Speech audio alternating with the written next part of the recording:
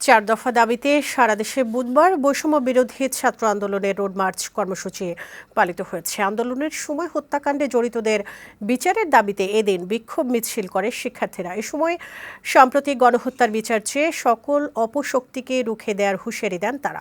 15ই আগস্টে রাজপথে নামলে আওয়ামী লীগকে প্রতিহত করার কথাও জানান বৈষম্য বিরোধী ছাত্র আন্দোলনের নেতারা।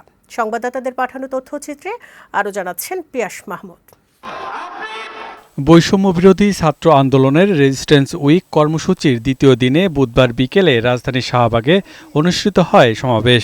এ সময় সকল ষড়যন্ত্র রুখে দেওয়ার কথা বলেন বক্তারা। 15ই আগস্টে রাজপথে নামলে আওয়ামী লীগকে প্রতিহত করার হুঁশিয়ারি দেন তারা। আমরা নির্যাতন, গুম, হত্যা এসব উত্তরণ করে আজকে যখন ফ্যাসিবাদের বাংলাদেশের প্রতিষ্ঠাতা খুনি শেখ হাসিনা উৎখাত করেছি, তখন থেকেই দেখেছি বিভিন্ন ষড়যন্ত্র চলছে। আমরা অ্যাডমিনিস্ট্রেটিভ কূপ থেকে আছি, আমরা জুডিশিয়ারি কূপ থেকে আছি, আমরা মিলিটারি কূপ থেকে আছি। আমরা খবর পেয়েছি আগামীকাল 15ই আগস্টে আওয়ামী দূষররা, আওয়ামী ফ্যাসিস্ট আবার কূপ করার জন্য রাস্তায় সংগঠিত হবে। যারা জনগণের অধিকার লুণ্ঠিত করেছে, যারা স্বাধীনতাকে লুণ্ঠিত করেছে, তারা যদি আবার রাস্তায় আসার কোন ধরনের চিন্তা করে, তাহলে ছাত্র জনতা তাদের এই পা ভেঙে দিবে।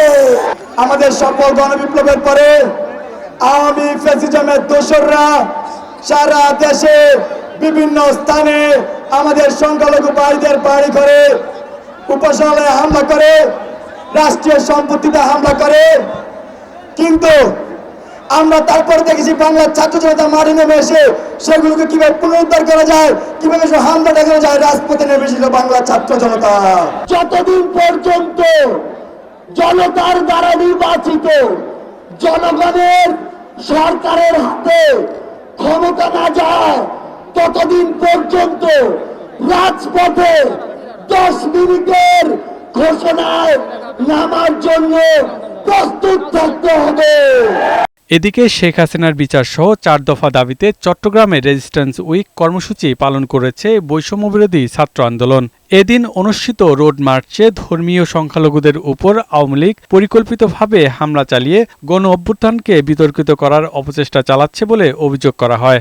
হামলাকারীদের দ্রুত বিচারের আওতায় আনার দাবি জানায় বৈষম্য বিরোধী ছাত্র আন্দোলন। ঝিনাইদহে রেজিস্ট্যান্স উইক কর্মসূচির অংশ হিসেবে বৈষম্য বিরোধী ছাত্র আন্দোলনের রোড মার্চ কর্মসূচি পালিত হয়েছে।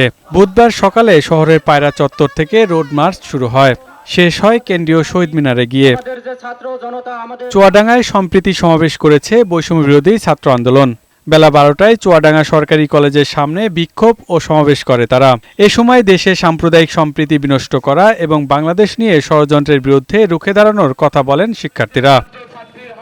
অন্যদিকে খুলনায় বৈষম্য বিরোধী ও কোটা সংস্কার আন্দোলনের স্মৃতি তুলে ধরতে নগরীর বিভিন্ন শিক্ষা প্রতিষ্ঠানের দেয়ালে চিত্রকর্ম আঁকছে শিক্ষার্থীরা। পিয়াস মাহমুদ, বৈশাখী সংবাদ, ঢাকা।